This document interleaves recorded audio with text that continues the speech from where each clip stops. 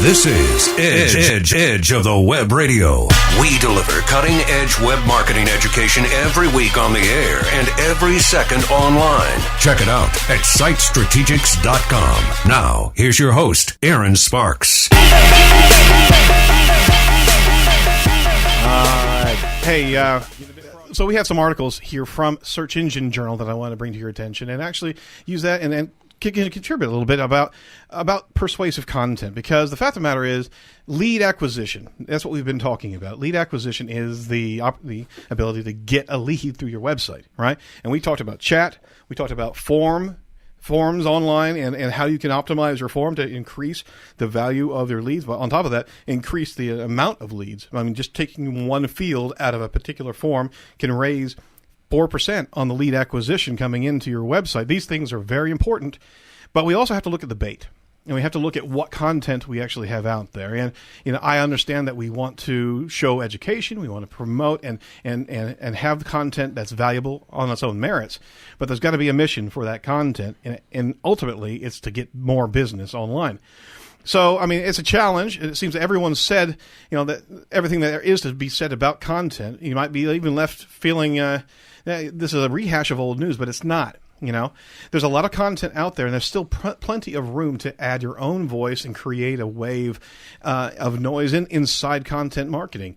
So the good news, in the last 5 years, content creation has led to the growth in companies that utilize content for their communication and marketing. It's not that content is difficult to create. It's that many times when content is created, it doesn't engage that reader, and that's what we were talking about.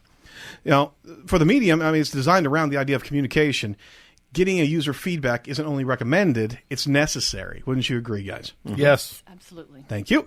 Interacting with your users and keeping them engaged ensures they'll come back with more information as they see you put out more information. Right? And we talked about cornerstone content a little while ago, and that's good factual information that people can come back to because it's bookmarkable. We've called it evergreen content before. Yep. It's the things about your industry or the problem that your product solves. And there's pain points involved, and it never disappears. If you can add on more content around that, you're having more and more bookmarkable content for the users. Subscriptions are how the world works these days, Doug. And unless you engage your users effectively, they'll see no need to subscribe to your updates or content. Right. There we go. Good job. I was testing you there. I wanted to go back to bookmarkable. Bookmarkable. I like that word. Bookmarkable. That's a bookmarkable word. It is. It's fun to say. All right. Well, I got a couple ways here. 6 ways to get them back to your website. Number one is 6 ways to get them back. Oh my Lord! I just talked to him and he just takes it over. Do not stare at Doug.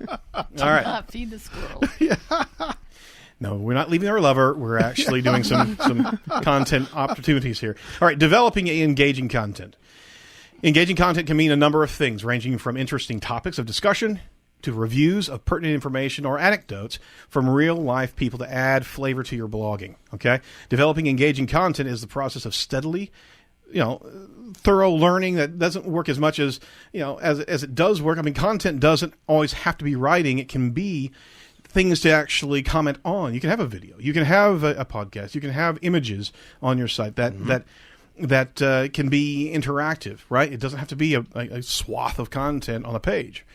But in order to incorporate text and images on content, a lot of sites have begun adopting the infographic images like we talked about.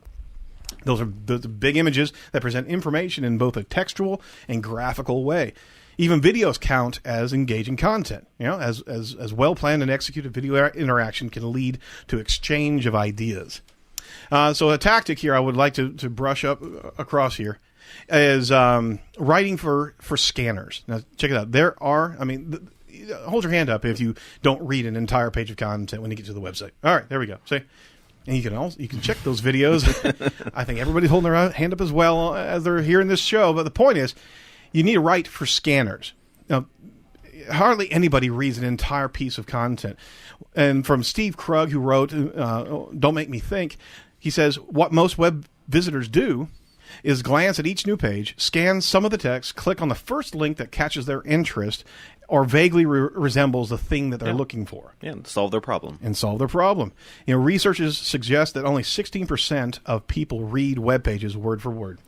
Most people scan. So you need to write, here's a scanner checklist. Wow, scanners. I love that movie. Anyway, does your headline communicate what you're about? The headline of the actual page. Does your image caption communicate a sales message? Do your sub-headlines summarize your key points? And is it an easy to scan bullet points? Are they in the content as well? If you don't have those trappings of a page, then that's the architecture that people rely upon to understand your content. You need to place readers first. Time and time again, you read about placing your readers at the center of your content development, and that's the absolute case here. You need to put your readers first, and that always will reward you in a couple of ways. You get subscribers, and on top of that, search page rankings. Content that draws in the reader is good content, and the search engine rewards good content, and we talk about that time and time again. Ideally, your content would have the requisite keyword density. But the whole point is actually having good, valuable content and key points about what that user's wanting to experience, or maybe from an educational standpoint, just putting together more information that they can stay on your site a little bit longer, right? Yep. All right. So, third one is the user interface layout can actually mean a world of difference. Now, Doug, how often do you actually redo your website? Actually, you've just gone through a redevelopment, or you're in the process of, right? I'd say that it's a constant process. Mm-hmm. I don't think that there's a month that goes by that we don't make some kind of adjustment or another. You know what?